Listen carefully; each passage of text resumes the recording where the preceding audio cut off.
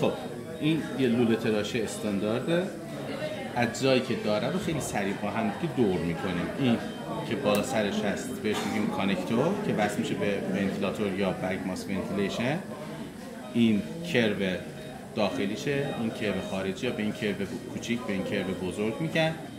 این سوراخی که اینجا هستش بهش میگن مورفی آی که در واقع اگر این سر لوله تراشه بسته بشه با خیلی همسال اینا، این جایی هستش برای در واقع ونتیلیشن بیمار.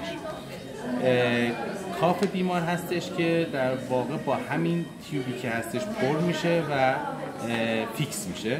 اینجا روش ارقامی هستش که اینا رو بدونیم خوبه. سایز لوله تراشه نوشته شده، اندازش از نوک لوله تراشه تا اینجا چقدر هست، 19 21 23 25 و 27 دیده میشه. دیامتر داخلیش 7.5، دیامتر خارجیش 10 و خب یک بار مصرف است طبیعتاً. تفاوت بین دیامتر داخلی و خارجی رو میبینید. پس وقتی میگیم لوله تراشه 7.5 در واقع دیامتر داخلی رو میگیم. ممنون.